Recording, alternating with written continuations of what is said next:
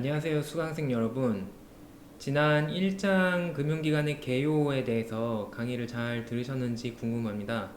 혹시 궁금한 사항이 있거나 더 설명이 필요한 부분은 언제든지 연락을 주시면 제가 또 보강을 해서 더욱더 자세한 내용으로 설명을 드릴 테니까 꼭 연락을 주셨으면 좋겠습니다.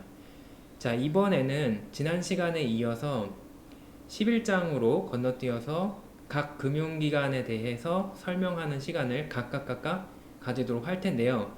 그중 지난 수업을 들으신 분이라면 여러 가지 금융기관 중에서 우리 사회에서 가장 큰 비중을 차지하는 금융기관이 바로 상업은행, 커머셜 뱅크다라는 것을 알고 계실 거예요. 그래서 오늘은 11장, 12장, 13장에 이어지는 교과서 상업은행에 대한 설명을 시작을 하도록 하겠습니다.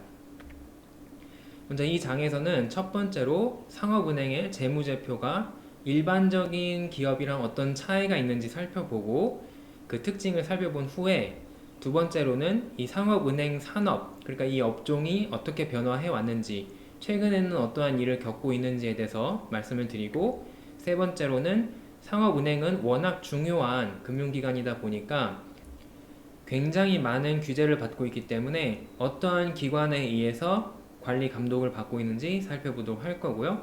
이와 연관해서 상업은행이랑 연관된 몇 가지 제도에 대해서 논의하고 지나가는 시간을 가져보도록 하겠습니다.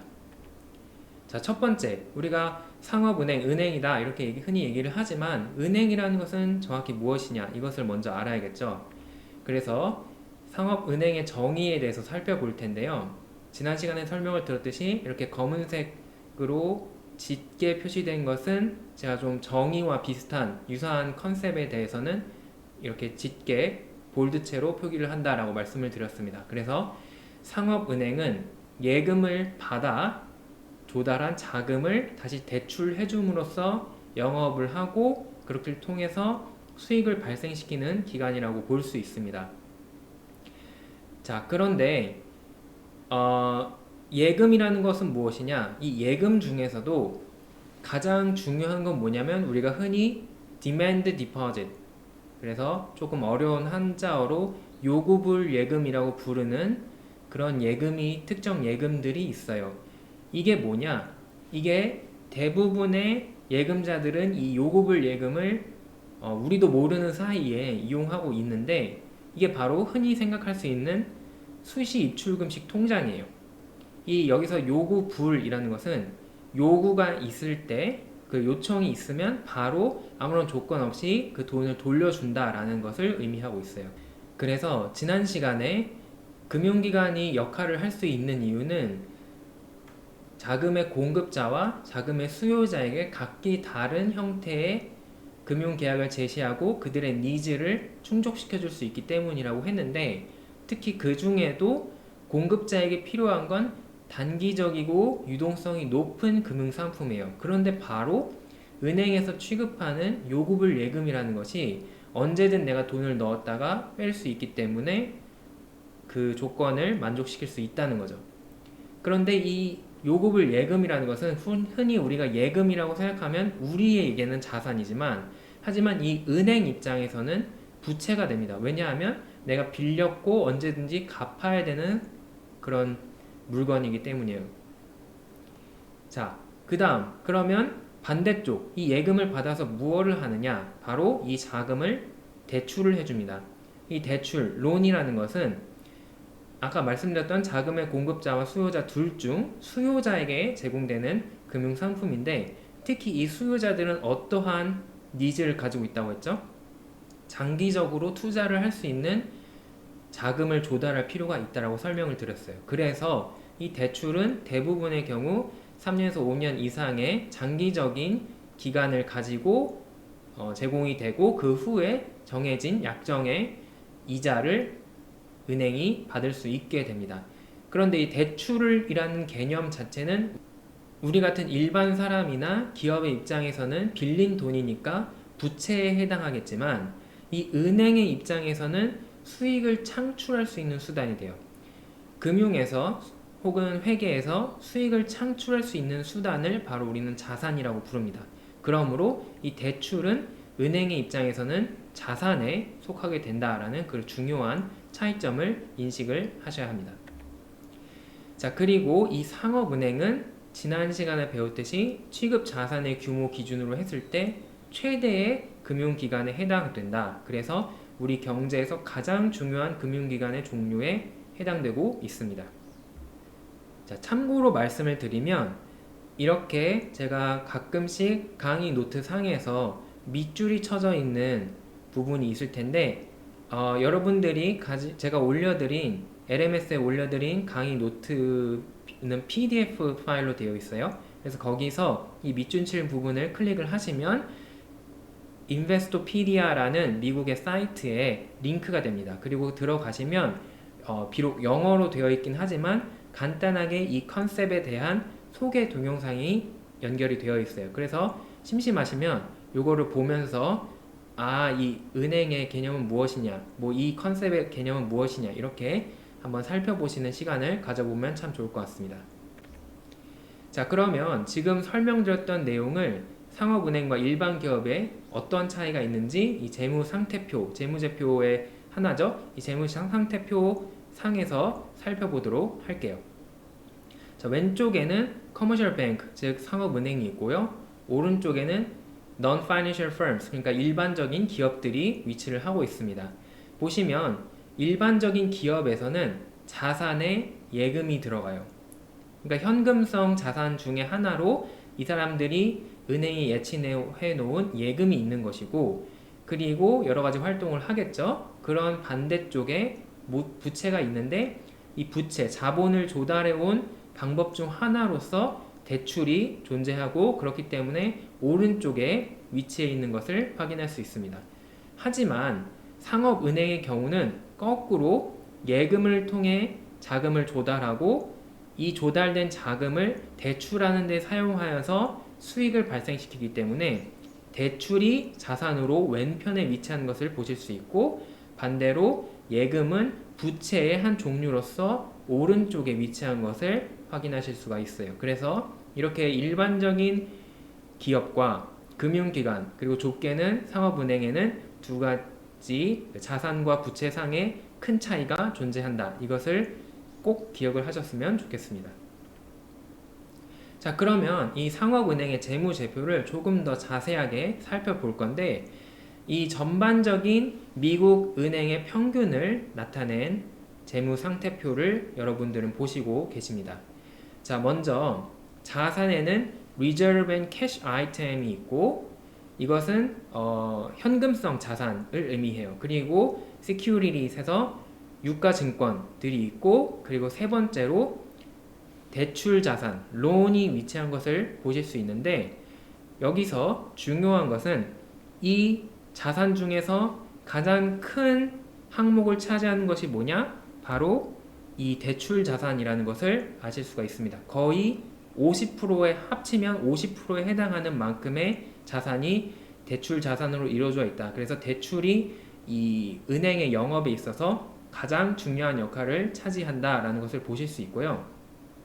그럼 반대쪽 부채에서는 어떠한 일이 일어나고 있는지 살펴볼게요. 부채와 자기자본에 대해서는 은행은 대부분 예금자의 돈을 받아서 영업을 하지 자기 자신의 돈을 빌려주는 게 아니에요. 그래서 캐피탈, 즉 자기자본의 양은 거의 11%, 그러니까 많이 크지 않다는 것을 확인할 수 있습니다. 그러나 여전히 존재하는 것은 사실이고, 그렇기 때문에 이 은행에도 주주들이 존재하겠죠. 그러면 대부분의 자금을 어떻게 조달해 오고 있느냐? 체크업을 디포짓, non-transaction deposit 어쩌고 저쩌고 해서 거의 60-70%에 해당되는 양을 예금으로 조달을 하고 있다는 것을 확인하실 수가 있습니다. 그래서 이 재무제표상에서 드러나는 가장 큰 특징은 부채에는 예금으로 조달한 자금이 들어가고, 그것을 50% 이상의 비중을 대출해야 하는데 사용을 하고 있다. 이 점을 확인할 수 있습니다. 그러면 이 재무제표 상에 나타나는 각 항목들이 대충 어떠한 의미를 가지고 있고 어떠한 금융 상품들인지 조금 더 자세하게 알아보도록 하겠습니다. 먼저 자산에 대해서 살펴보도록 할게요. 자, 첫 번째는 Reserve and Cash Items가 있었는데 이거는 쉽게 생각하시면 현금 자산에 해당이 됩니다. 그리고 이 현금 자산 중 일부를 우리는 Reserve, 지급 준비금이라고 부르는데요. 이게 지급 준비금이라는 것은 무엇이냐? 예치금의 인출에 대비하여서 현금 또는 현금성 자산을 중앙은행에 예치한 것을 의미합니다. 이것은 무엇이냐? 저희 은행이 예금을 조달하여서 그렇게 조달된 자금을 가지고 대출을 해준다고 했어요. 그런데 대부분의 예금은 언제든지 고객이 원할 때 빼어갈 수 있기 때문에 만약 이렇게 조달된 예금을 모두 대출해주는데 사용해버린다면 지금 당장 은행의 잔고, 예를 들면 은행의 금고에는 아무런 현금이 남아있지 않게 되고, 그러면 지금 즉시 어떤 한 고객분이 오셔서 저 예금 인출해 갈게요 라고 했을 때 빼갈 수가 없게 됩니다. 그러면 어떻게 되죠? 바로 예금이 부도가 나는 거예요. 그러면 은행이 파산을 하겠죠. 그래서 이러한 사태를 방지하기 위해서 최소한 평균적으로 이 정도는 준비해야겠다라고 생각되는 부분을 은행이 중앙은행이나 아니면 자신의 금고 안에다가 준비해 두어야 된다라고 하는 지급 준비 규정이 있습니다. 이 지급 준비 제도에 따라 준비한 것을 바로 지급 준비금이라고 부릅니다.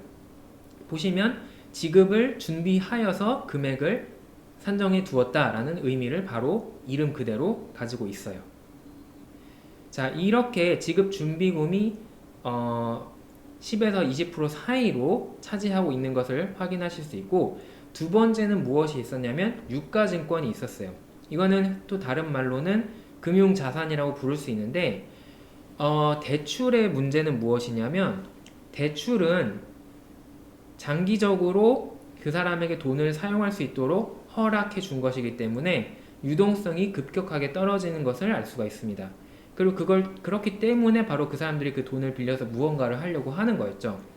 그런데 이 은행도 여러 가지 영업을 하다 보면 물론 지급 준비금이라는 현금을 보유하고 있지만 그것만으로는 상황에 대처하기가 어려울 수 있거든요. 그래서 비록 수익성은 떨어질지 몰라도 일정한 부분의 자기 자산을 쉽게 현금으로 바꿀 수 있는, 즉 유동성이 어느 정도 확보가 되는 금융자산, 즉 유가증권으로 마련해 놓는 것입니다. 그리고 은행의 이러한 금융자산은 대부분 국채나 지방채 같이 아주 건전한 상품, 즉 망할 위험이 아주 적은 상품이나 회사채 같은 그런 금융 상품을 많이 이용을 합니다. 은행은 대부분의 경우 우리가 주식시장에서 살 수 있는 주식 자체를 구매하거나 팔지는 않아요.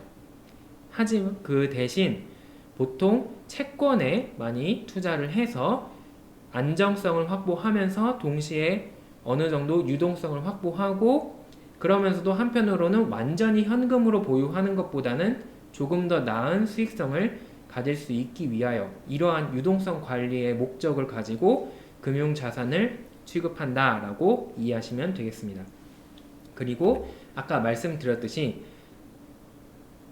대다수의 자산을 차지하는 것은 바로 대출채권, 즉 론이라고 보실 수 있고, 이러한 대출채권은 크게 어떠한 상황에 누구에게 빌려준 것이냐를 가지고 분류할 수 있는데, 첫 번째로는 기업대출, 미국에서는 Commercial and Industrial Loan 해가지고 줄여서 C&I Loan이라고 부릅니다. 그리고 또 부동산 담보대출이 또 최근에 은행에서는 가장 중요한 역할을 차지하고 있어요. 이 부동산은 주택이나 아파트 이러한 것도 다 포함하는 것이기 때문에 여러분들이 만약에 전세자금이나 아니면 집을 직접 구매를 한다, 매입을 한다고 하면 이런 부동산 담보 대출에 의존을 하실 수 있겠죠. 그리고 개인 고객이 자신이 소비를 위해서라든가 아니면 어떠한 개인 자영업을 위해서 대출하는 경우 발생할 수 있는 퍼스널 론 혹은 인디비주얼 론이 있겠습니다. 이것을 바로 개인 대출이라고 부르고, 이렇게 대출을 해주었을 때 대출 이자가 존재하기 때문에 이것이 바로 은행의 핵심적인 수입의 창출의 수단이 된다라고 설명을 드릴 수 있겠습니다. 그리고 이렇게 벌어들인 수입 중 일부를 예금자들에게 예금 이자로 지급을 함으로써 다른 자금의 공급자 또한 만족시킬 수 있는 것이죠. 자, 은행의 역사는 자본시장의 역사만큼이나 굉장히 오래되었는데요. 그러면 지금까지 역대 은행들은 어떻게 자산을 구성해 왔을지 그 비중 흐름을 보도록 하겠습니다. 자, 이 그림은 교과서에 있는 그림인데요. 보시면 일단 대부분의 자산을 차지했던 것이 바로 비즈니스 론이라는 것을 확인하실 수 있어요. 먼저 과거에는 유가 증권을 많이 보유했던 전례가 있습니다.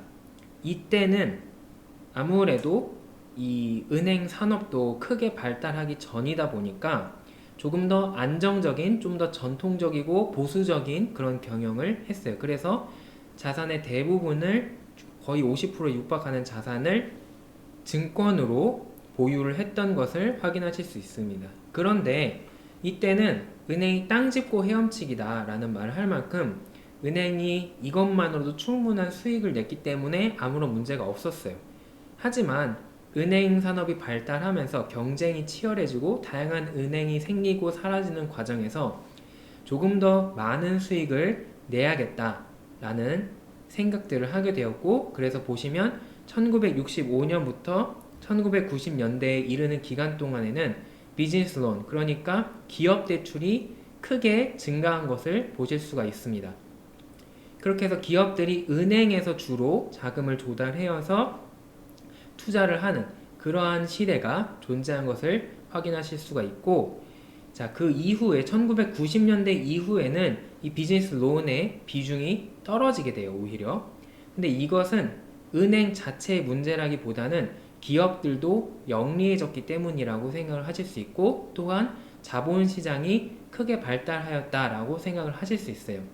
지난 시간에 그 은행의 비중 변화를 설명을 드리면서 은행의 비중이 점점 낮아지고 있다라고 설명을 드렸는데, 그 이유 중 하나로서 미국이랑 전 세계에 있어서 증권시장, 그러니까 주식시장이 발달한 것을 설명을 드렸어요. 그래서 1990년대를 기점으로는 이제 기업들도 자기의 부채를 조달함에 있어서 더 이상 은행으로부터 대출을 받기보다 자기가 스스로 채권을 발행하거나 아니면 커머셜 페이퍼라고 하는 그런 증권을 발행하거나 아니면은 직접 주식시장으로부터 자기 자본을 조달하는 방식으로 진화해 나갔어요. 그렇기 때문에 더 이상 이 기업 대출만으로는 은행이 예금자들에게 주어야 하는 그러한 수익을 낼 수가 없게 된 거죠. 그래서 이제 새롭게 각광을 받은 것이 바로 모기지입니다.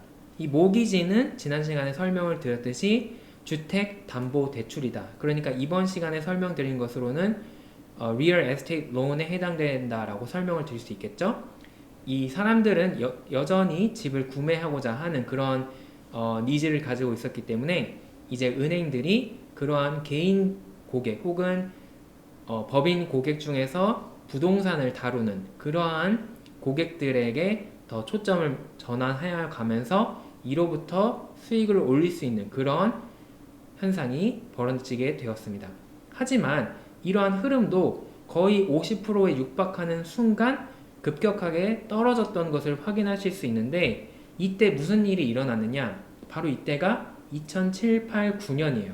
즉 이때까지 여러가지 기술의 발전과 또 주택시장의 활성화로 인해서 주택담보대출이 크게 각광을 받다가 세계 금융 위기를 겪으면서 이 주택담보대출에도 한계가 있다. 여기에도 여러가지 문제가 있을 수 있다라는 점을 인식하고 그 비중이 일시적인지 모르겠지만 하락을 하게 된 거죠. 자, 이렇게 은행의 자산 비중 또한 역사적 흐름을 따라서 여러가지 형태로 변화해 온 것을 확인하실 수 있습니다. 자, 그렇다면 지금 자산을 살펴봤으니까 자본을 어떻게 조달하였는지 부채와 자기 자본에 대해서 살펴보도록 할게요. 첫 번째로 가장 큰 비중을 차지하는 것은 무엇이냐? 바로 예금이라고 하였는데, 이 예금은 크게 두 가지로 나눌 수 있어요. 첫 번째는 demand deposit, 요구불 예금이라는 것이 있고, 두 번째로는 저축성 예금이 존재를 합니다. 이 두 가지는 같은 예금이라는 카테고리로 묶이지만 크게 그 성질이 다른 것을 아실 수 있는데, 먼저 요구불 예금은 수시로 입출금이 가능하고 이 고객들이 즉각으로 금융거래에 사용이 가능합니다. 그래서 수표를 발행하거나 아니면 카드로 결제할 때 이 계좌로 연결해서 사용하는, 아니면 이체해서 사용할 수 있는 이러한 예금들을 모두 통칭하여서 요구불 예금이다 라고 부를 수 있습니다. 이러한 경우는 그 다음에 설명드릴 저축성 예금에 비해서는 언제든지 고객들이 빼갈 수 있기 때문에 이렇게 유동성을 높게 해주는 대신 거의 예금이자를 주지 않아요. 혹은 어떤 특정한 조건이 맞았을 때에만 예금이자를 지급하는 것을 아실 수 있습니다. 여러분들도 아마 직접 경험해 보셨을 거예요. 아무리 통장에 그 수시 입출금 통장에 많은 돈을 넣어두더라도 뭐 한 3달에 한 번씩 이자가 들어온 걸 보면 에게? 하고 놀라실 수가 있는데, 거의 대부분의 수시 입출금 통장은 연 이자가 0.1%밖에 안 돼요. 그러니까 거의 돈을 안 주는 거죠. 그 대신 사람들이 이것을 금융거래에 바로바로 사용할 수 있기 때문에 조금 더 수월하게 사용할 수 있고, 그런 의미에서 여전히 많이 사용이 된다. 그리고 모든 사람이 동시에 이 돈을 인출하는 것이 아니기 때문에 이렇게 모인 돈을 충분히 대출하는 데 사용을 할 수 있다는 거죠. 자, 요구불 예금과는 다른 성질의 예금이 있는데 이것을 통칭하여서 저축성 예금이라고 부르고, 이거는 크게 또 두 가지로 다시 나눌 수 있어요. 첫 번째는 적립식이 있고, 두 번째는 정기 예금이 있어요. 이 적립식 예금이 바로 뭐냐면 우리가 흔히 얘기하는 적금이에요. 그래서 영어로는 savings deposit이라고 부르고, 반대로 정기 예금은 무엇이냐면 어떠한 큰 돈을 약정된 기간 동안 계속 인출하지 않고 넣어둔다는 가정하에 어떠한 소정의 예금 이자를 지급하는 상품입니다. 그래서 이 적금이나 예금은 돈을 모으고 장기적으로 관리하는데 특화된 상품이라고 볼 수 있고, 그렇기 때문에 이 돈을 사람들이 저축을 하는데 사용한다. 그래서 돈을 한동안은 빼어가지 않을 것이라는 약속을 가지고 은행에 맡겼기 때문에 어떠한 약정된 예금 이자를 지급하는 그러한 금융상품이 되겠습니다. 자, 그 다음으로 부채를 대부분을 예금으로 조달을 하였지만 그 외에도 다른 방법으로 다른 금융기관에서 돈을 빌리거나 다른 방법으로 자금을 빌려올 수가 있습니다. 그러한 기타 부채가 존재하고, 빌려오지 않은 돈, 즉 자기의 돈도 있겠죠. 그 은행 주주들의 돈을 우리는 자기자본이라고 이야기할 수 있는데, 자기자본이 은행에서 차지하는 비중은 10% 초반대로 굉장히 작습니다. 이것은 일반적인 기업의 경우 자기자본이 보통 30에서 50%를 차지하는 것과 비교하면 굉장히 작다라는 것을 아실 수 있어요. 왜냐하면 은행은 기본적으로 남의 돈을 가지고 영업을 하는 그러한 기관이기 때문이에요. 하지만 그럼에도 불구하고 은행들은 자기 자본을 최소한의 요건을 가지고 보유하고 있다라는 것을 아실 수 있는데, 이는 왜 그러냐면 부채, 즉 예금이나 기타 부채는 결국 빌린 돈이기 때문에 언젠가 갚아야 될 수 있어요. 그런데 내가 이 돈을 갚아야 되는 부채임에도 불구하고 내가 영업 손실이 크게 발생하면 어떻게 될까요? 내 돈 내놔 하는 그런 투자자들이 몰려와서 은행이 망해버리겠죠. 그래서 그러한 때에 죄송합니다, 제 돈을 대신 드릴게요 라고 하는 이 손실의 위험에 대한 완충 역할로서 자기 자본을 어느 정도는 보유하고 있어야만 이 은행이 망하지 않고 버틸 수가 있는 거죠. 그래서 어느 정도는 자기 자본도 보유하여야 한다, 이렇게 설명을 드릴 수 있겠습니다. 자, 그리고 은행은 이 재무 상태표에는 드러나지 않는 여러 가지 숨은 활동들을 하고 있는데, 이러한 숨은 활동들을 통칭하여서 부의 활동, Off Balance Sheet Activity라고 부릅니다. 즉, 이 영어를 보시면 밸런스 시트, 그러니까 재무 상태의 오프, 드러나지 않는 그런 활동이라는 것을 바로 의미해요. 그리고 이러한 것은 이 은행의 입장에서 돈을 벌어들일 수 있는 수단이 될 수도 있어서 자산일 수도 있고, 은행 입장에서 돈을 주어야 되는 상황이 될 수도 있어서 부채가 될 수도 있습니다. 그러면 이러한 숨겨진 활동을 왜 하느냐? 이 은행들도 추가적인 수입을 얻고 싶을 수 있거든요. 그래서 이 정해진 대출이나 이런 증권으로부터 벌어들일 수 있는 수익으로는 부족해. 그래서 난 더 벌어야겠다라고 할 때 일종의 과외를 하는 거죠. 그래서 파트타임 잡, 그러니까 아르바이트를 하신다라고 생각을 하면 되겠습니다. 그래서 추가적인 수입이 있고, 또 다른 이유는 이 금융기관의 효과적인 영업을 위해서는, 이 경영을 위해서는 위험을 잘 관리하는 것이 중요하다고 설명을 드렸어요. 그러한 수단으로서 해칭 수단, 즉 위험을 회피하기 위한 수단으로 사용되는 것이 바로 이 부의 활동입니다. 그래서 이 부의 활동은 크게 두 가지로 나눌 수 있는데, 보증을 해주거나 약정을 해주는 그런 사업이 있고, 또 파생상품을 거래하는 다른 형태의 부의 활동이 존재합니다.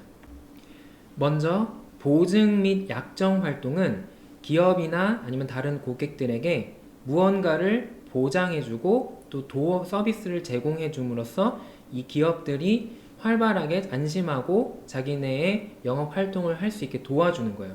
그 대가로 이 상업은행은 평상시에 그 약정을 할 때에 서비스 피를 받습니다. 즉 수수료를 받아요. 그래서 추가적인 수입을 얻을 수 있는 수단이 됩니다.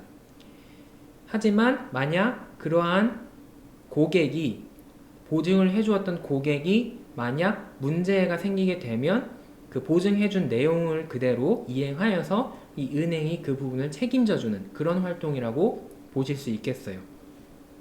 그리고 또한 파생상품 거래에도 참여를 하는데, 이 파생상품을 은행들이 거래하는 주된 이유는 바로 위험을 회피하기 위한 수단입니다.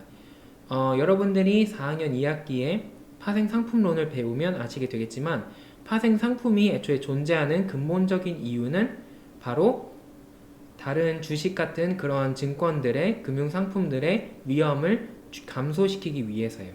그래서 이렇게 은행 또한 자신들의 위험을 관리하기 위한 수단으로서 파생상품의 거래에 참여한다라고 생각을 할 수가 있겠습니다. 그래서 크게 보증 및 약정은 추가적인 수입을 얻는 데 주력을 하고 있고, 파생상품 거래는 물론 소소하게 이익을 내기 위한 그런 금융 수익을 얻기 위한 수단일 수도 있지만 대부분은 위험 회피 수단으로 활용이 된다라고 생각을 하시면 되겠습니다. 자, 그래서 이 은행 산업이 점차 발달하고 또 경쟁이 치열해지게 되면서 이제 은행들도 더 이상 대출만으로는 이익을 내기 어렵다 이런 생각이 드니까 점점 이러한 부의 활동에 치중을 하기 시작했어요. 그래서 나중에 설명을 드리겠지만 부의 활동의 규모는 꾸준히 증가해 왔습니다. 하지만 이런 부의 활동은 한편으론 동시에 이 은행들이 감당해야 되는 위험을 또 증가시켜 온 그런 원흉 중 하나가 되는데요. 여러분들은 아마 부모님이나 다른 어른들로부터 이런 말씀 귀에 못이 박히도록 들으셨을 거예요. 너 절대 어디 가서 빚 보증 서주지 마라. 이 보증을 서준다는 것은 다른 사람의 금융거래에 있어서 문제가 생겼을 때 내가 대신 그걸 책임진다 라고 하는 거예요. 그래서 그 개인과 개인의 사이에서는 보증을 서줌으로써 뭔가 사이가 더 돈독해지고 그런 의리를 챙길 수 있겠지만, 그 대가로 만약에 그 사람이 문제를 일으키면 내가 대신 빚을 갚아야 되는 그런 문제를 발생시킬 수 있는 거죠. 그거랑 마찬가지로 은행의 보증 및 약정 활동도 이 기업들의 활발한 거래를 도와줌으로써 이 은행의 입장에서는 추가적인 수수료 수입을 얻을 수 있는 그런 기회를 제공하지만, 동시에 이러한 기업들이 문제를 일으켰을 때 은행이 대신 그 문제를 해결해 주어야 되기 때문에 은행이 큰 위험에 빠질 수가 있게 됩니다. 그래서 이러한 부의 활동의 증가가 바로 2008년에서 2009년에 있었던 세계 금융 위기의 한 가지 원인 중 하나다라는 그런 설명도 존재하고 있습니다. 자, 그러면 이 은행 산업이 계속 발전해 오고 경쟁이 치열해져 왔다라고 설명을 드렸는데 구체적으로 어떻게 발전해 왔는지 이 산업 구조를 찾아보도록 하겠습니다. 이 상업은행의 산업은 지속적으로 집중화 그리고 대형화라는 이 두 가지 키워드를 가지고 설명을 드릴 수 있겠어요. 그래서 이 산업 내에서는 집중이 되고 더 큰 은행으로 발전하면서 은행의 수가 줄어드는 거예요. 그래서 산업 내의 경쟁도는 낮아질 수 있어요. 그런데 그 대신 어떻게 보면 이 집중화하고 대형화하는 이유라고 볼 수도 있는데 은행이 아닌 다른 금융기관과의 경쟁이 치열해진 그런 현상을 우리가 관찰할 수 있습니다. 여러분들이 지금도 그렇잖아요. 요즘에는 야 예금 해놓으면 바보야. 그걸로 차라리 주식을 사라. 이렇게 말들 하시죠? 이 주식을 산다는 건 뭐죠? 은행이 아닌 증권회사를 이용한다는 거예요. 이렇게 보실 수 있듯이 이제 전통적인 은행의 산업, 즉 예금과 대출로 대표되는 이 전통적인 은행업만으로는 더 이상 이 상업은행이 충분한 영업이익을 발생시킬 수가 없고, 즉 바꿔서 말하면 경쟁이 치열해졌기 때문에 안되겠다, 우리 뭉치자 해서 더 집중화되고 대형화되었다라고 설명을 드릴 수가 있겠고, 그리고 이제는 전통적인 은행업 외에 다양한 금융 서비스를 패키지로 제공을 함으로써 어떻게든 고객을 묶어두려고 하는 그러한 활발한 움직임을 보여주고 있다라고 생각하실 수 있겠습니다. 그리고 최근에 미국이나 우리나라에서는 인터넷 전문 은행이라는 새로운 형태의 은행이 등장을 하고 있는데, 원래 우리가 생각하는 은행은 뭐죠? 제가 이제 조금 더 젊었을 때만 해도 어르신들이 여름만 되면 은행에 가 있었어요. 왜냐? 은행에는 무조건 에어컨이 나왔거든요. 그래서 내가 전기세를 걱정하지 않고도 에어컨을 쓸 수 있다 해서 무조건 은행을 가셨는데, 바꿔서 말하면 옛날 은행들은 무조건 창구가 그 모든 문제를 해결하기 위해서는 창구를 방문해야 됐어야 되는 거죠. 그래서 지점들이 존재를 했었는데 이제는 인터넷의 발달로 온라인에서 모든 문제를 해결할 수 있는 그러한 전문 은행이 생겼다는 말이에요.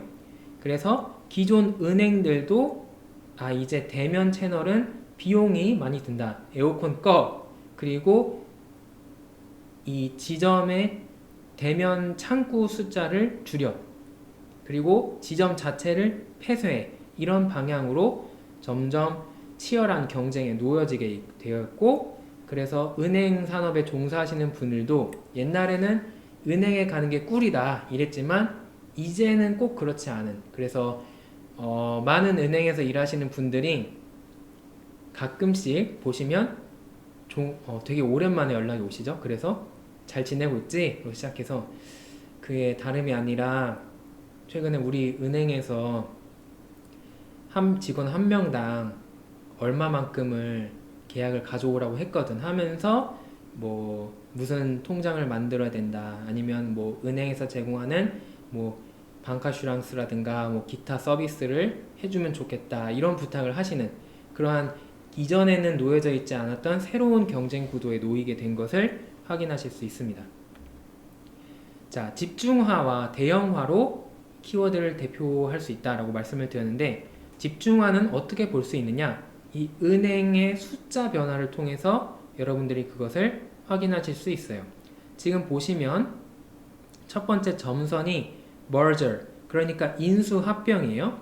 지금 인수합병의 수가 꾸준히 증가해 왔고, 지금 최근은 감소했지만 굉장히 이 은행 산업이 촉진되었던 1980년대에서 2000년대 사이에 굉장히 많은 은행 간의 인수합병이 존재했던 것을 보실 수 있습니다. 이를 통해서 하나의 은행이 여러 은행이 점점 하나의 은행으로 집중되는 그런 현상을 보실 수 있고, 파란색 선은 무엇이냐? New Charter, 그러니까 새롭게 인가받고 새롭게 출범하는 은행이에요. 지금 보시면 2010년 이후에는 미국에서 더 이상 새롭게 인가를 받고 출범하는 은행이 없는 것을 보실 수 있습니다. 그러니까 은행의 수가 줄어들 수밖에 없는 거죠. 기존의 은행들은 하나로 합쳐지고 새로운 은행은 나타나지 않는 그러한 현상을 보실 수 있고요. 그리고 이 은행 산업도 여러 가지 구조 개혁을 겪어왔다는 것을 보실 수 있는데, 첫 번째 위기가 바로 1985년에서부터 1990년대 사이에 많은 은행들이 파산하는 경험을 하였고, 또 2008년에서 9년 금융위기를 겪으면서 또 기존의 상업은행들이 사라지게 되는, 역사 속으로 사라지게 되는 그런 경험을 한 것을 확인하실 수가 있습니다. 자, 그리고 또한 이 집중화되는 가운데 한편으로는 대형화 현상이 발생하게 됩니다. 자, 이 그래프는 은행의 숫자와 그리고 자산을 이 자산 규모별로 나누어서 보여드리고 있습니다. 그래서 1984년과 2016년의 미국의 은행 산업의 변화를 보여주고 있는데, 1984년에는 4분의 3 이상이 이 파란색으로 칠해져 있어요. 파란색은 무엇이냐? 이 취급하는 자산이 작은 은행이에요. 그러니까 중소은행을 의미하고 있고, 이 중소은행의 비중은 1984년에서 2016년으로 이동하면서 줄어든 것을 확인하실 수가 있습니다. 그런 가운데 어떠한 은행들이 숫자적으로 증가를 하게 되느냐? 바로 중대형 규모의 은행들이 검은색으로 나타나죠. 이 검은색의 은행들이 오히려 커진 것을 보실 수가 있겠습니다. 그래서 2016년에는 61% 이상의 은행이 중대형 이상의 그런 건실한 금융기관으로 변화한 모습을 보실 수 있습니다. 물론 그리고 그 와중에 보시면 1948년에는 총 15,000여 개의 조그맣고 다양한 은행들이 미국 시장에 존재했지만, 이제 2016년에는 그 미국의 큰 땅덩어리에도 단 5,000개만의 은행이 존재하고 있어요. 물론 우리나라에 비하면 여전히 다양한 은행들이 존재하지만 미국에서 한 3분의 1 이하로 숫자가 줄었다는 것은 굉장히 이 은행 산업도 큰 구조 개혁을 겪었다는 것을 보여주고 있습니다. 자, 그리고 보시면 취급하는 자산의 크기로 보았을 때 1948년에는 초대형은행, 그리고 중대형은행, 그리고 중소은행이 고루 분포하고 있는 것을 보실 수 있어요. 그런데 이제 2016년에는 초대형 은행이 거의 대부분을 차지하고 있는 모습을 보실 수 있습니다.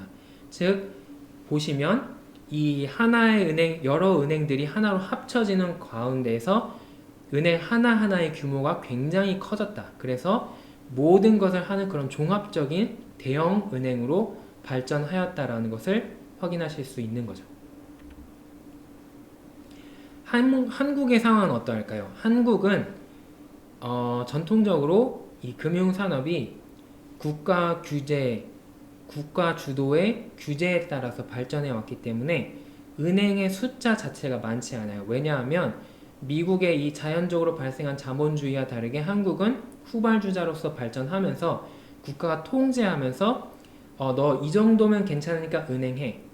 아니면 너는 아직 은행으로서 안심할 수 없기 때문에 너는 은행이라는 이름을 달 수 없어. 이런 식으로 허락을 해주지 않는 그런 경우가 많았기 때문이에요. 그래서 먼저 흔히 우리가 시중은행이라고 부르는 전국 단위의 은행이 존재합니다. 이게 총 하나, 둘, 셋, 넷, 다섯, 6개가 존재하고요. 이 중에서 SC제일과 한국시티은행은 외국계 은행이죠. 그래서 이것을 제외하면 국민은행, 우리은행, 신한은행, 하나은행 이렇게 4가지 시중은행이 존재하고, 이것을 우리는 한국의 4대 은행이라고 부릅니다.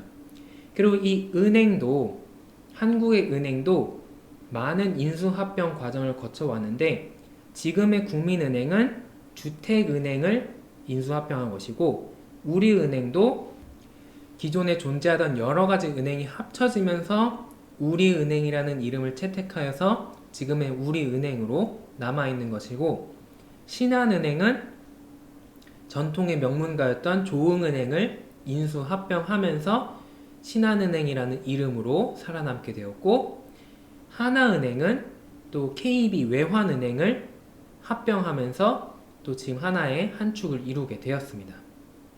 그래서 한국의 은행시장 또한 마찬가지로 대형화와 집중화가 이루어졌다는 것을 보실 수 있고, 이 시중은행과 경쟁하는 또 한 가지 부류의 은행들이 있는데 바로 최근에 나타난 인터넷 전문은행이죠.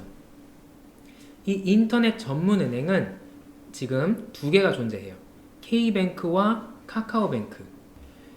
그래서 전국에서 현재 사용할 수 있는 은행은 총 8가지가 있다라고 생각을 할 수 있습니다. 시중은행 6가지, 그리고 인터넷 전문은행 2가지를 합쳐서 총 8가지가 있고, 이 중에서 한국 시티은행은 미국의 시티은행의 한국 법인인데 지금 현재 올해 들어서 아시아 시장에서 철수할 수도 있다라는 뉴스가 나오게 되면서 어쩌면 우리나라 은행이 하나 더 줄어들 수도 있는 상황에 놓여져 있습니다.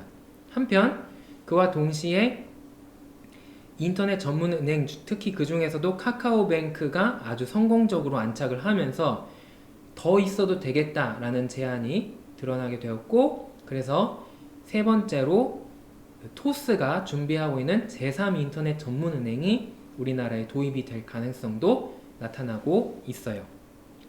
자, 그런데 이 인터넷 전문은행은 왜 나타나게 되었을까요? 그냥 시중은행들도 인터넷 서비스가 있잖아요. 그런데 이 인터넷 전문은행이 특히 중요한 역할을 차지하는 그러한 이유가 있는데 바로 우리나라의 은행 수가 너무 적다는 문제 때문이에요. 물론 미국에도 이제 인터넷 전문 은행, 인터넷 only bank 혹은 direct bank라고 부르는 그러한 은행들이 있지만 이 우리나라에서는 정책적으로 주도하여서 국가가 주도하여서 이러한 인터넷 전문 은행이 있으면 좋겠다 해서 이 은행법을 개정하면서 도입된 은행들입니다. 이러한 인터넷 전문 은행이 도입되게 된 주요한 원인은 기존 은행들이 이미 4대 은행을 중심으로 고착화되었기 때문에 더 이상 얘네들끼리 경쟁을 열심히 안 하는 거예요. 은행들이 경쟁을 열심히 안 하면 무슨 일이 일어날까요? 먼저 대출이 줄어듭니다.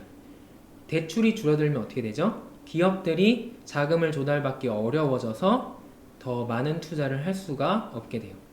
그리고 예금자 입장에서는 어떠한 일이 일어나죠? 예금 이자가 낮아집니다. 그러니까 사람들이 열심히 예금을 할 이유가 없어져요. 즉, 바꿔서 말하면 우리나라 가계에도 별로 안 좋은 영향을 미치고 우리나라 기업들에게도 안 좋은 영향을 미친다는 거예요. 그런데 이렇게 은행들이 경쟁을 안 하면서 또 문제가 뭐냐면 경쟁을 안 하다 보니까 새로운 혁신을 도입하지 않고 그리고 자기네들의 영업에 있어서 비용이 굉장히 커요. 즉 바꿔서 말하면 비효율적으로 운영이 된다는 거죠. 아까 잠깐 언급해드렸던 그런 에어컨 빵빵한 곳, 지점들이 엄청나게 많은데 그것을 줄일 생각을 안 해요.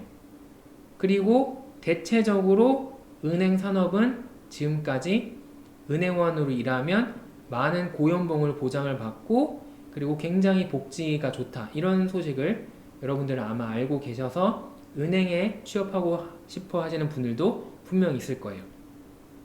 그런데 바꿔서 말하면 그 은행에 일하시는 분들이 편하다라는 것은 고객 입장에서는 안 좋다는 얘기예요. 그래서 그러한 비용을 감소시킬 수 있는 방안으로서 지점을 줄여버리는, 그래서 최대한 효율적으로 비용이 없기 때문에 영업 효율을 극대화할 수 있는 그런 방안이 있지 않을까 한 것이 바로 이 IT 기술의 발전과 함께 나타난 인터넷 전문 은행이라고 볼 수가 있겠습니다. 이 인터넷 전문 은행에 대해서는 제가 또 다른 시간에 자세하게 말씀을 드리겠지만 이 인터넷 전문 은행으로 설립이 되기 위해서는 몇 가지 중요한 점이 있는데 과연 이 은행이 존재함으로써 기존의 은행 산업에 긍정적인 바람을 일으킬 수 있느냐, 이것이 굉장히 중요하거든요. 그래서 이 K뱅크는 주요 주주가 어디냐면 바로 KT, 즉 통신사예요. 그리고 카카오뱅크는 여러분들도 아시지만 카카오톡을 설립한, 카카오톡을 운영하고 있는 이 카카오, 다음 카카오가 바로 주요 주주죠. 그래서 이 두 형태의 은행은 그 뒷배에 IT 기업 혹은 통신 기업이 있기 때문에 조금 더 혁신적인 그런 문화를 가지고 새로운 기술을 가져와서 우리 은행 산업의 발전에 이바지할 수 있을 것이다 라는 기대를 가지고 출범할 수 있었던 것입니다. 자, 그리고 이렇게 전국 단위로 활동하는 전국구 애들은 아니지만 각 지방의 경제 활성화를 위해서 특정 지역에 지점을 두고 그 지역의 사람들과 그 지역의 기업들에게 거래를 하는 그런 지방은행들이 또 6가지가 있습니다. 그래서 대구, 부산, 광주, 제주, 전북, 경남 이렇게 총 6가지의 지방은행이 존재를 하고 있고, 그래서 시중은행 6, 인터넷 전문은행 2, 합치면 8, 지방은행 6, 합치면 14개의 상업은행이 우리나라에는 현재 영업 중입니다. 그런데 여러분들이 그러면 물어보실 수 있어요. 산업은행 있는데요? IBK 기업은행 있는데요? 이 은행들은 특수한 목적으로 운영되기 때문에 국책은행 혹은 특수은행이라고 부르고요.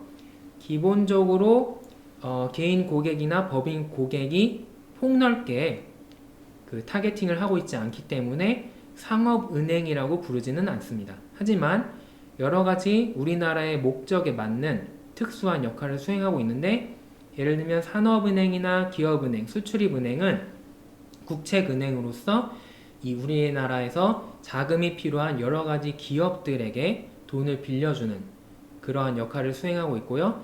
농협이나 수협은 이 농민들이나 어민들에게 특수한 목적을 가지고 그분들이 여러가지 사업을 하실 수 있도록 도와주는 그런 형태의 특수은행입니다. 자, 지금까지 현재 은행 산업의 변화와 그 흐름을 살펴보았는데, 지금 보시면 아시겠지만 은행들은 점점 숫자가 줄어들고 그 대신 커져 왔어요. 그러면 이렇게 커져 오면서 또 이 은행들이 제공하는 금융 서비스는 어떠한 변화가 있었을까요? 이 은행의 규모에 따라서 할 수 있는 서비스는 천차만별이고, 그래서 그것을 살펴보도록 하겠습니다. 먼저 지금도 존재하는 여러가지 중소은행, 예를 들면 우리나라에서는 지방은행에 해당되겠죠? 이러한 중소은행들은 주로 소매금융, 리테일에 집중을 합니다. 그래서 어떤 특정 분야 혹은 특정 세그먼트에 해당되는 고객들에게 집중하고, 그리고 또 자금을 조달할 때 주로 전통적인 방법 그대로 예금으로 자금을 조달해요. 그 대신 전통적이라고 했으니까 최근에 각광받고 있는 부의 활동은 하지도 않고 할 수도 없는 그런 은행들이 바로 작은 규모의 중소은행들에 해당하겠습니다. 하지만 대형 은행이 되면 될수록 이러한 서비스상의 제약에서 벗어날 수 있게 되는데, 이제 대형 은행이 되면 도매금융, 그러니까 홀세일에도 참여를 할 수 있게 되고, 이것은 개인 고객뿐만이 아니라 법인 고객이나 아니면 다른 금융기관 아니면 외국 기관과도 거래를 한다라는 것을 의미하게 됩니다. 그리고 이제 이 대형 은행들은 조금 더 규모가 크다 보니까 안정적으로 운영을 할 수 있게 되고, 또 많은 대출을 해주게 되는데, 이 많은 대출을 해주려면 더 많은 자금이 필요하겠죠. 그래서 이제는 예금뿐만 아니라 다양한 예금이 아닌 비예금 부채로 조달된 자금도 폭넓게 사용하는 것을 확인하실 수가 있어요. 그리고 또 이제 대출뿐만이 아니라 다양한 부의 활동에 참여함으로써 또 추가적인 수입도 노리고, 그리고 이 글로벌 금융시장에 또 기여하고 있는 그런 모습을 보실 수가 있습니다. 자, 그러면 이 은행 규모에 따라서 제공하는 서비스가 다르기 때문에 분명 이 사람들의 영업이익도, 즉 바꿔서 말하면 영업실적도 다른 차이가 발생을 할 거예요. 그 점을 살펴보도록 할 텐데 이 표를 보시면 여러분들이 그것을 확인하실 수가 있습니다. 지금 첫 번째 그래프는 ROA, 그러니까 자산 수익률이고, 두 번째 ROE는 자기자본 수익률을 나타내고 있습니다. ROA는 부채도 포함한 개념이고 ROA는 자기자본만 따져서 이익을 확인한 거죠. 보시면 당연히 ROA보다 ROE가 높아요. 왜냐하면 자기 자본이 아주 작은 부분만을 차지하기 때문에 분모가 작아지면 전체 금액이 커지겠죠. 그래서 분모가 작기 때문에 ROE가 ROA보다 큰 거고요. 보시면 첫 번째 파란 선이 all bank, 그러니까 전체 평균이 나타나 있고, 검은색이 작은 은행이에요. 중소은행인데 중소은행이 보통 대형 은행에 비해서 낮은 수익성을 가지고 있는 것을 확인하실 수가 있습니다. 이것은 왜 그러느냐? 은행이 커질수록 다양한 서비스를 제공하고 여러 가지 부의 활동에도 참여하면서 추가적인 수입을 노릴 수 있기 때문에 이로 인해서 더 높은 영업 실적을 기록할 수 있는 것이죠. 그리고 또 한편으로는 거꾸로 설명을 할 수 있는데, 이렇게 보실 수 있듯이 중소기업들, 중소은행들의 실적은 악화되어 왔기 때문에 이를 만회하고자 자기들끼리 지지고 볶고해서 인수합병을 일으키고, 또 안 좋은 은행은 퇴출되고 해서 점점 대형 은행으로 자리매김해 갔다라고 설명을 드릴 수도 있겠어요. 자, 그런데 그 추세는 지금까지도 마찬가지로 이루어지고 있는데, 꼭 그렇다면 큰 은행이 좋은 것이냐? 그렇지는 않다라는 것을 여러분들이 이 그래프에서 또 마찬가지로 확인을 하실 수 있습니다. 바로 이 그래프가 아래로 피크를 찍은 이 금융위기 기간을 보도록 할게요. 전 세계 금융위기가 이루어지는 동안 가장 큰 타격을 입은 은행은 어디였죠? 바로 준대형 은행, 즉 1빌리언에서 10빌리언의 자산 규모를 가지고 있는 어느 정도 규모가 큰 은행들이었어요. 이러한 은행들이 가장 큰 타격을 입었고, 오히려 상대적으로 중소은행들은 그 영업 실적이 물론 악화되긴 했지만 마이너스까지는 아니었던 점을 확인하실 수 있습니다. 이것은 왜 그러느냐? 바로 아까 설명드렸듯이 여러가지 대형은행들은 부의 활동에 참여함으로써 추가적인 수입을 노릴 수 있지만, 그로 인해서 전통적인 은행업에서는 발생하지 않을 추가적인 위험 상황에 놓여지게 되었다. 그래서 이 위험을 실제로 경험한 금융위기에서는 더 많은 어려움을 겪었다라는 것을 아실 수가 있죠. 그래서 한 가지 예로 예전에 전통적으로 미국에서 큰 은행이었던 뭐 뱅크 오브 아메리카라든가 여러 가지 은행들은 많은 어려움을 겪었지만, 웰스 파르고라는 미국의 은행이 있어요. 이 은행은 좀 더 풀뿌리에 집중하는 그런 은행이었는데, 그래서 자기네 이 철학이 뭐였냐면 쓸데없는 짓 하지 말고 은행의 본연의 임무에 충실하자 하면서 대부분의 경우 자금 조달은 예금으로 하고, 또 대부분의 경우 이제 좀 더 안전한 건실한 기업들에게만 대출을 해주는 그런 은행이었어요. 그래서 이 은행이 이 여러 가지 금융위기의 풍파를 견뎌내면서 지금 현재에는 다른 은행들과 어깨를 나란히 하는 대형 은행으로 발전할 수 있었던 그런 사례가 존재합니다. 자, 이런 웰스 파르고의 상황이나 아니면 이 그래프에서 볼 수 있는 상황을 볼 때 반드시 대형 은행이 되어야 된다라고 설명을 할 수는 없겠고, 이 장단점이 존재한다. 다만 이제 평상시에는 지금 너무나도 은행 산업이 경쟁이 치열해졌기 때문에 대형 은행으로 발전하는 것이 생존에 더 용이하기는 하였다 정도로 요약을 하고 넘어가겠습니다.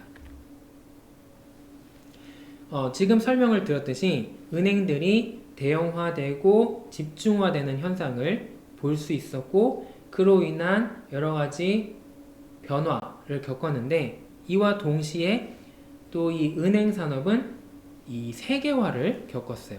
이 세계화라는 것은 원래는 각 국가별로 경제가 따로 독립적으로 진행이 되었다면 이제는 다양한 국가의 경제 주체, 예를 들면 삼성전자가 미국에 핸드폰을 팔고 우리나라의 사람들도 애플의 아이폰을 사고 이렇게 서로 주고받는 것이 많아졌다는 것이죠.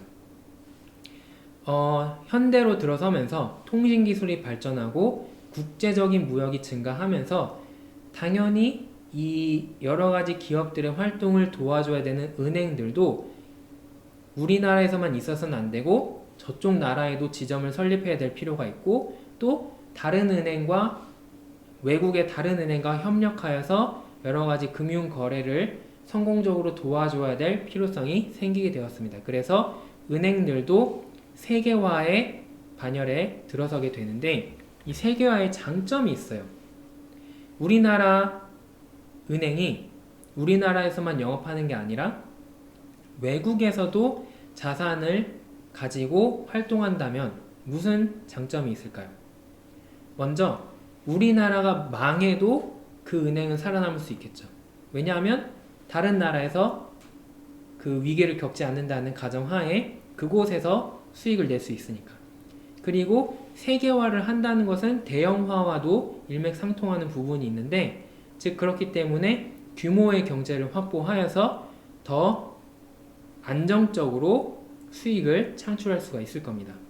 그리고 세 번째로는 우리나라에서는 이렇게 하는데 지금 선진국에서는 이렇게 한다라고 하면서 혁신을 도입하는데 조금 더 유용한 그러한 체제로 변환할 수 있겠고 또 마지막으로 중요한 것은 각 국가별 정부와 입법부의 차이가 존재하잖아요. 그래서 이러한 법의 차이가 존재하기 때문에 특정 국가에서 못하는 그런 활동을 다른 나라에서 함으로써 규제를 회피하고 또 세금을 적게 낼 수 있는 그런 장점이 존재하겠죠. 하지만 꼭 세계화가 좋다라고 말씀드릴 수는 없어요. 마찬가지로 대형화에도 문제를 겪을 수 있는 부분이 있었듯이 세계화의 단점도 존재하는데 지난 챕터로 돌아가서 금융기관이 존재할 수 있는 근본적인 이유 중 하나로는 우리 대신 개별 투자자, 개별 소비자 대신 기업들에게 대출을 해주고 그 기업들을 대신 관리 감독해준다라고 했어요. 그런데 우리나라 은행이 예를 들면 저기 멀리 미얀마의 기업에게 대출을 해줬다라고 칩시다. 자, 이런 경우 은행 사람들이 그 기업에 대해서 자세히 알고 정말 이 기업들이 제대로 활동하고 있는지 회계부정은 없는지 알기가 어렵겠죠. 그래서 오히려 관리감독 비용이 증가하고 또 그 나라에 진출한 나라에 지점을 설립하고 그 나라 사람들을 고용을 해야 되기 때문에 이러한 비영업적인 부분에서 또 비용이 증가할 수가 있겠죠. 그래서 이러한 세계화의 단점도 분명 존재한다라고 생각할 수 있겠습니다. 자, 그러면 이러한 상업은행을 관리 감독하는 기관들은 어떠한 기관들이 있는지 미국의 케이스와 한국의 케이스를 나누어서 살펴볼 텐데 거의 1대1로 대응되는 모습을 보실 수가 있어요. 첫 번째로 미국의 감독기구는 첫 번째 연방예금보험공사가 존재하고 두 번째 통화감독청이라는 기관이 있습니다. 그리고 세 번째로 연방준비제도라는 것이 있는데 이 연방준비제도가 바로 우리나라의 한국은행에 해당되는 미국의 중앙은행 시스템이다라고 생각하셔도 돼요. 다만 미국은 조금 더 오픈된 더 순수한 자본주의에 가깝기 때문에 금융 시스템을 하나의 중앙은행이 통제하는 것에 대해서 부정적인 의견을 가졌던 사상가들이 많았고, 그래서 이제 미국이라는 나라가 처음 만들어질 때 다른 유럽 국가들과 달리 중앙은행을 만들지 않았어요. 그래서 미국 은행이 없습니다. 그 대신 후에 은행들의 업무를 도와주기 위해서 그 연방의 중요한 핵심적인 역할을 할 수 있는 은행 간의 중개 역할을 할 수 있는 은행이 필요하다라는 데 동의를 했고, 이를 위해 연방준비제도라는 시스템을 만들어서 이 연방준비제도가 여러가지 금리를 결정하는 등 미국의 중앙은행 역할을 하고 있습니다. 자, 그러면 한국의 감독기구는 무엇이 있느냐? 연방예금보험공사에 대응되는 우리나라의 한국예금보험공사가 존재하고, 이 연방예금보험공사나 예금보험공사는 무슨 역할을 하느냐?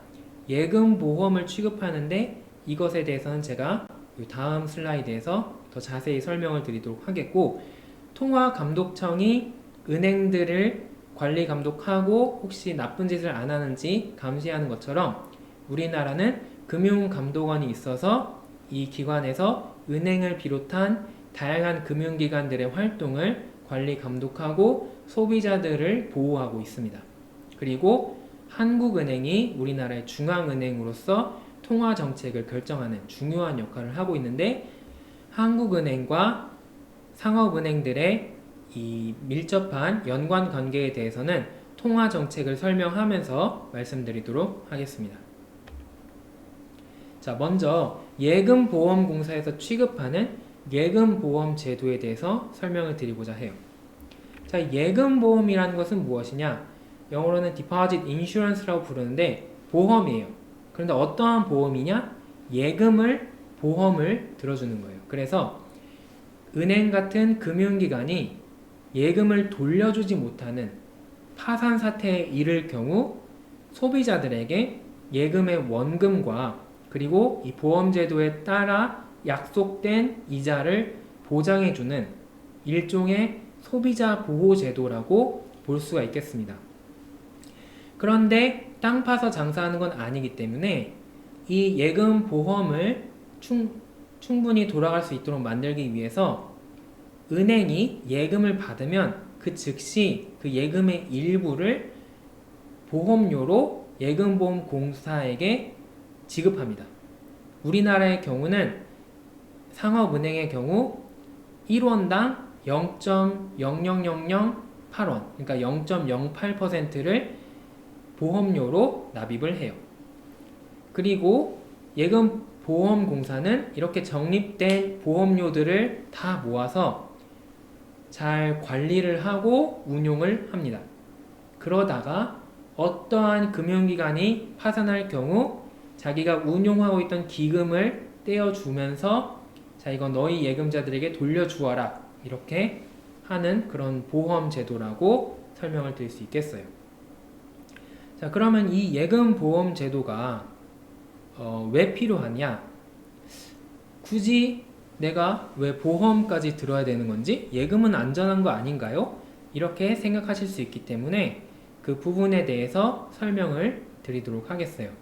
참고로 우리나라에서는 기존에 5천만원까지 원금을 보장해주고 있었습니다. 단 5천만원이 넘을 경우는 보장이 안 되는 경우도 있었어요.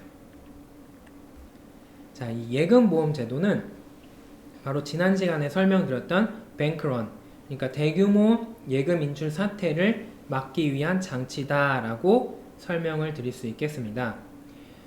대규모 예금 인출 사태는 이 영어 말 그대로 뱅크로, 은행으로 run, 달려간다 라는 뜻이에요.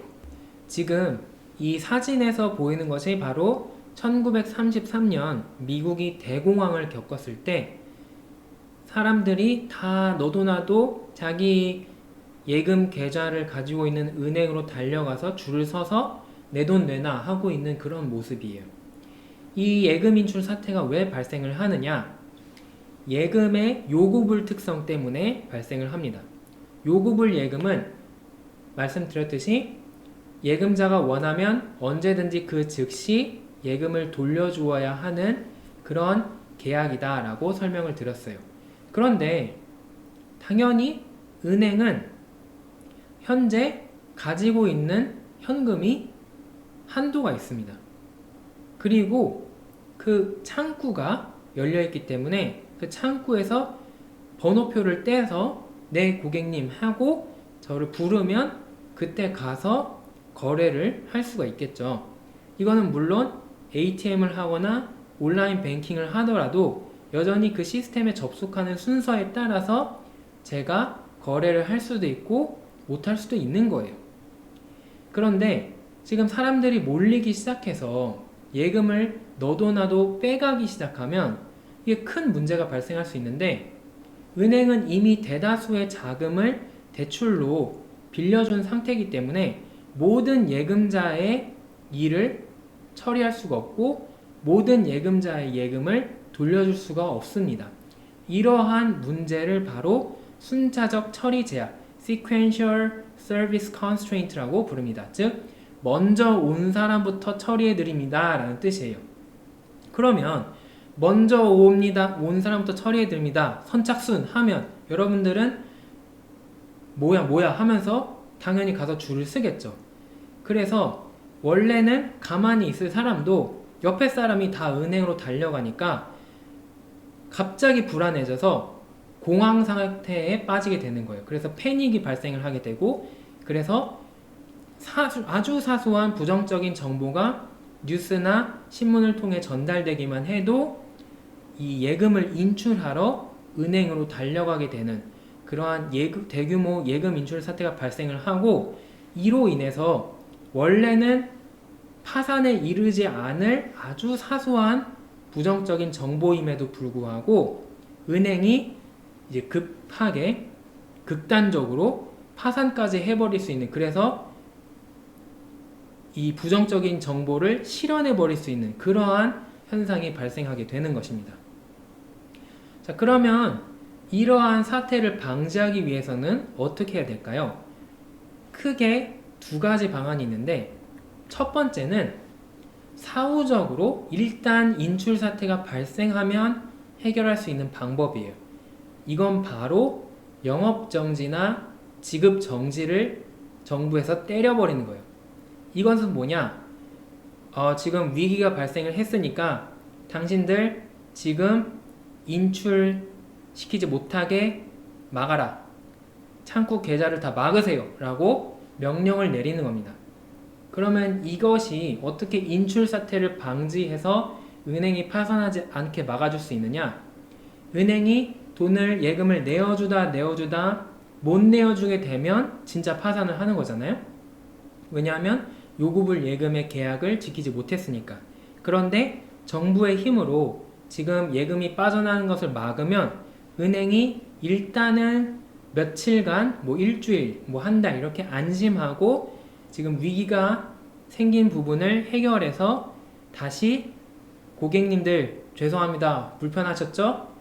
저희가 이 문제를 해결했고 이제 안심하셔도 됩니다 라고 처리할 수 있는 기간을 벌어주는 거예요.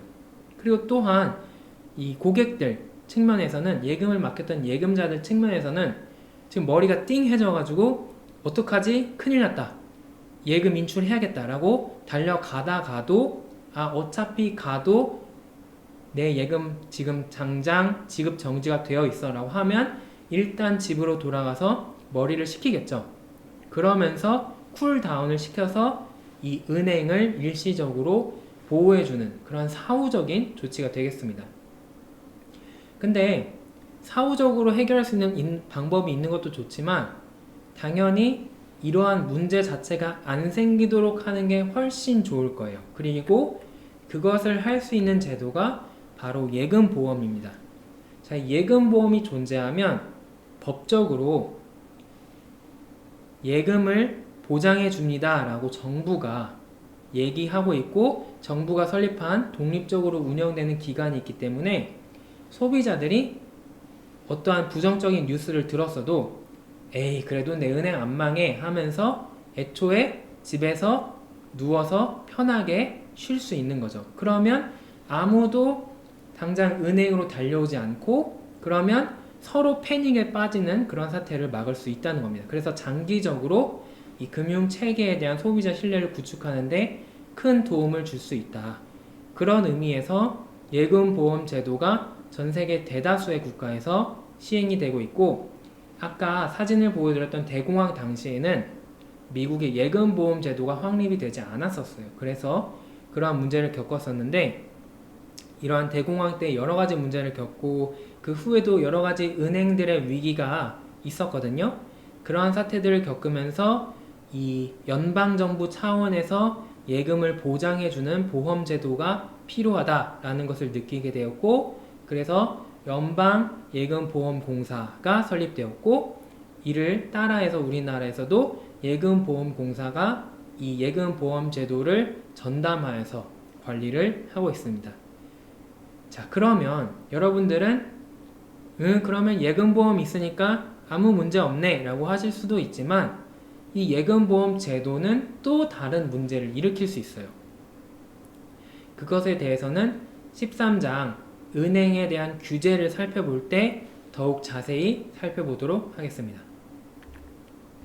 다음으로는 중앙은행이 통화정책을 수립하고 시행하는 그 과정에서 상업은행들과 상호작용을 이루게 되는데, 그 부분에 대해서 설명을 드리겠습니다.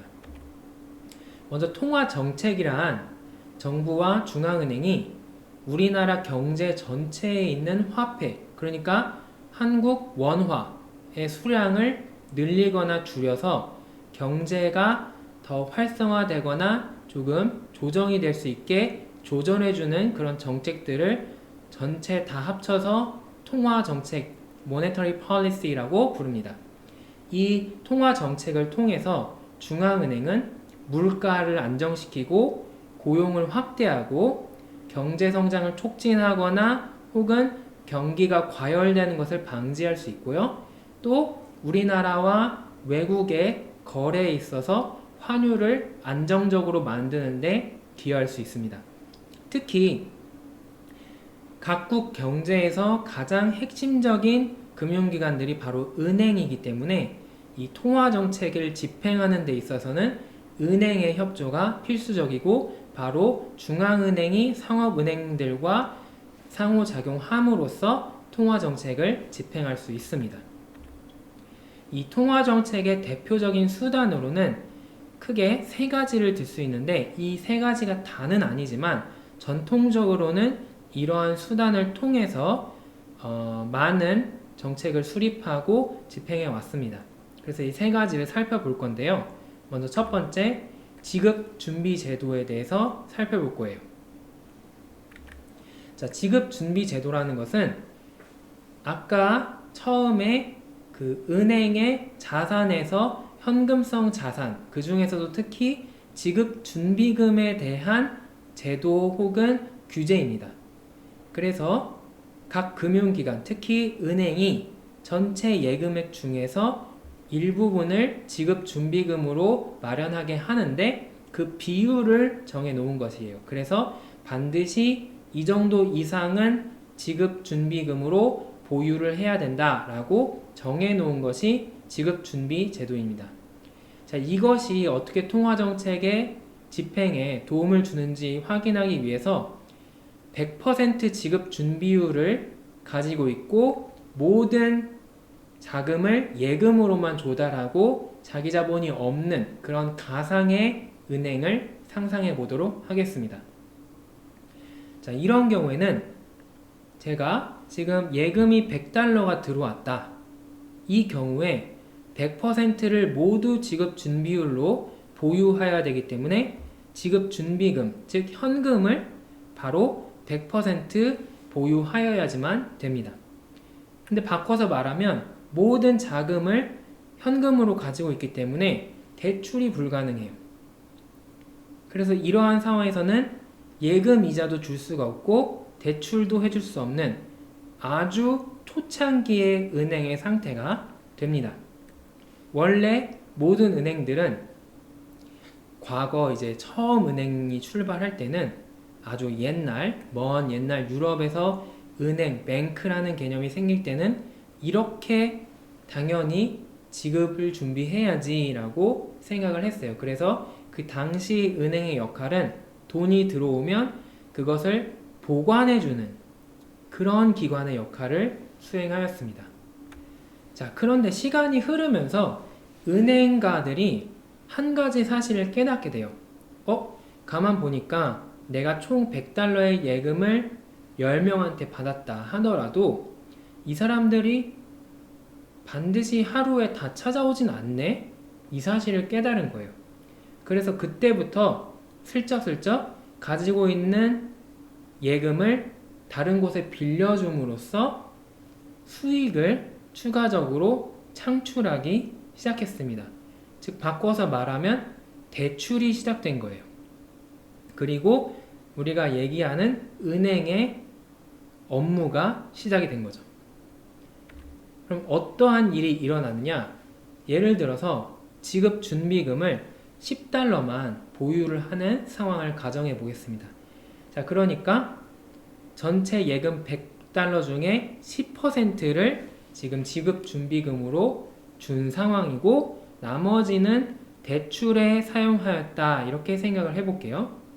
그러면 뭐 여러 사람들에게 돈을 빌려주겠죠? 그럼 이 돈이 어떻게 될까요?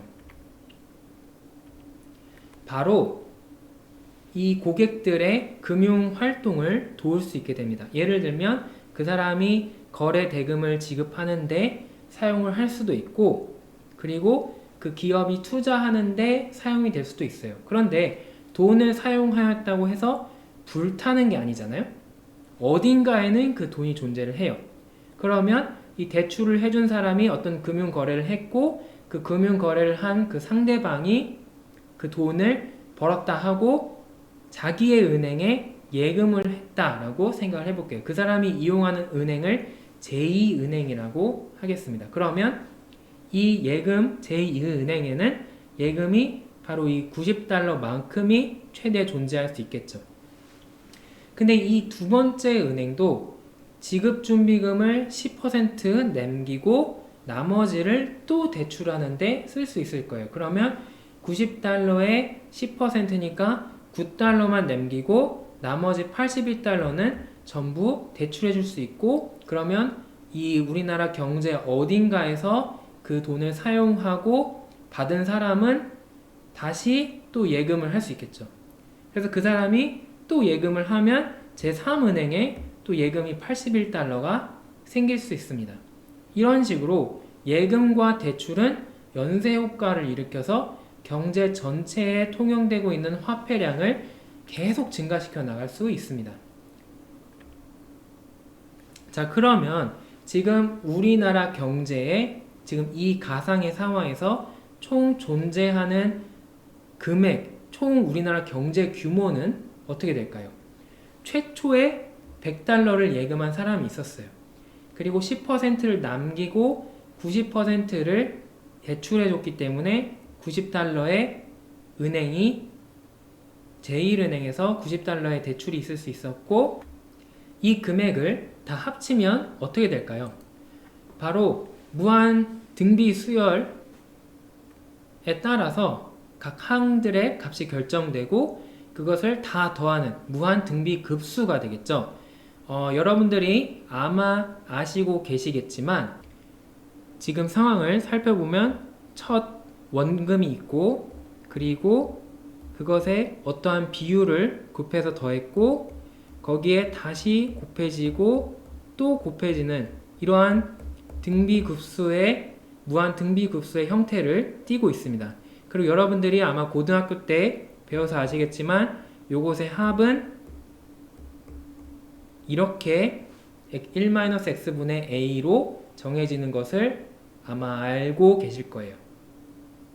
그래서 우리의 예시에 적용하자면 100달러의 원금으로 시작해서 지금 곱해지는 비율이 90%, 0.9기 때문에 0.1분의 100은 1000에 해당되는 통화량이 나타나게 되는 겁니다. 바꿔서 말하면 지금 전체 최초 예금이 100달러였기 때문에 전체 우리나라 경제에서 돌아다니고 있는 통화량을 모두 합치면 1000달러가 된다는 것이죠. 자, 이러한 컨셉을 바로 우리는 통화 승수라고 부릅니다. 이 통화 승수라는 것은 1원의 지급 준비금으로 이 은행제도 안에서 계속 무한으로 돈이 돌고 돌아서 창출할 수 있는 전체 통화의 양을 나타내게 되고, 이는 지급 준비율의 역수가 돼요. 아까의 예시에서 100달러로 시작을 해서 1000달러로 만들었기 때문에 10%의 지급 준비율을 가지고 있을 때 통화 승수는 10배, 즉 10을 가지게 됩니다. 자, 이때 우리가 기억할 것은 10%, 즉 0.1일 때 10의 통화 승수를 가진다는 거예요. 그래서 일반적으로 통화 승수는 지급 준비율의 역수가 되는 것을 쉽게 확인할 수 있습니다. 0.1의 역수가 10이죠. 그래서 우리는 통화 정책을 둘 중 하나로 생각하는데, 팽창적 통화 정책이 있고 긴축적 통화 정책이 있습니다. 여기서 먼저 팽창적 통화 정책이라는 것은 경제를 활성화시키고자 하여서 통화량을 늘리는 정책을 얘기하고, 이렇게 할 경우 물가는 조금 올라갈 수 있지만 고용이 증가되고 경제가 활성화됩니다. 고용이 증가되는 이유는 사람들이 돈이 많다고 느끼기 때문에 더 많이 금융 거래를 참여하고 거래가 활성화되고 경제가 활성화되어서 고용이 증가가 되는 거예요. 그리고 반대로 긴축적 통화 정책은 통화량을 줄여서 지금 우리 경제가 과열됐기 때문에 이거를 좀 진정시켜야겠다라고 사용하는 그런 정책인데, 이 경우는 물가 상승률이 너무 높아서 사람들이 고통을 받고 있다. 즉 인플레이션이 발생하고 있을 때 이 인플레이션을 막아주고, 또 한편으로는 경기가 과열됐을 때 이럴 때에 긴축적인 통화 정책을 실시할 수 있습니다. 그러면 팽창적 통화 정책을 위해서는 어떻게 하면 되냐면 지급 준비율을 인하하면 돼요. 그러면 통화 승수가 증가하겠죠? 그럼 통화 승수가 증가했기 때문에 통화량이 늘었다. 그래서 통화량이 늘고 경제가 활성화된다라는 것을 알 수 있습니다.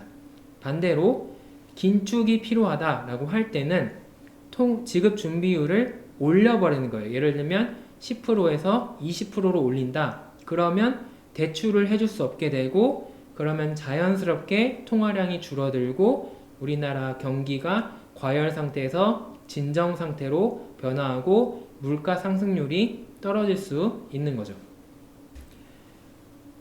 두 번째로 통화 정책을 변경할 수 있는 방법은 이자율을 조정하는 거예요. 그래서 이것들을 다 합쳐서 통칭해서 금리 정책이라고 부를 수가 있겠습니다. 이 금리 정책에서는 은행이, 한국은행 같은 중앙은행이 여러 가지 이자율을 결정하면서 변화를 시킬 수 있는데요. 먼저 이 은행은, 중앙은행, 한국은행은 기준금리라는 것을 정합니다. 이 기준금리는 목표금리예요. 기준이 되는 이 경제활동의 최소 단위가 되는 금리이고, 이것을 우리가 어떻게 하겠다라는 목표를 회의를 통해 정하고 그것을 공개적으로 설명함으로써 이 경제 주체들이 그것에 대비할 수 있게 해줍니다. 그리고 두 번째로는 초과 지급 준비율이라는 것을 결정을 해요. 이 초과 지급 준비율이라는 것은 뭐냐면, 아까 각 은행들이 중앙은행에 미리 예치해 놓는 지급 준비금이 있다고 했어요. 그런데 어떤 은행은 지금 돈이 많이 남는 거예요. 그러면 이 은행은 무엇을 할 수 있냐면, 저희 어차피 돈 남았으니까 원래 지급 준비금으로 요 정도만 드려야 되는데 그냥 이 정도 갖다 놓을게요. 이럴 수 있겠죠? 그렇게 많이 갖다 놓으면 중앙은행의 입장에서 그 은행으로부터 돈을 빌린 거죠.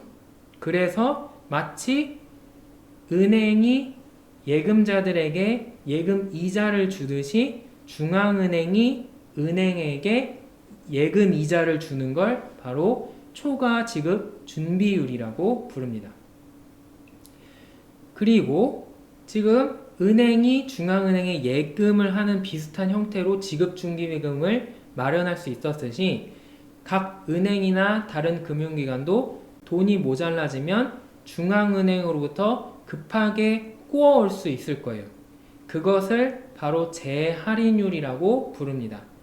그래서 이 재할인율을 적용한다는 것은 일종의 중앙은행으로부터 은행에 대한 대출 이자라고 생각을 하시면 되겠어요. 그래서 이러한 이자율을 조정함으로써 통화 정책을 실시할 수 있는데, 마찬가지로 팽창적인 통화 정책을 위해서는 금리를 인하하면 됩니다. 그러면 초과적으로 지급 준비를 할 필요가 없어져요. 왜냐하면 중앙은행에서 돈을 안 주니까. 그러면 그걸 차라리 내가 가져다 쓰겠다라고 할 거고, 또 내가 돈이 급하게 모자른다라고 하면은 적극적으로 중앙은행으로부터 돈을 빌릴 수 있어요. 바꿔서 말하면 은행이 대출에 사용할 수 있는 자금이 늘어난다라고 볼 수 있고, 아까와 마찬가지 원리에 의해서 경제가 활성화됩니다. 근데 반대로 긴축이 필요하다라고 하면 어떻게 하면 되냐? 거꾸로 금리를 올리면 돼요.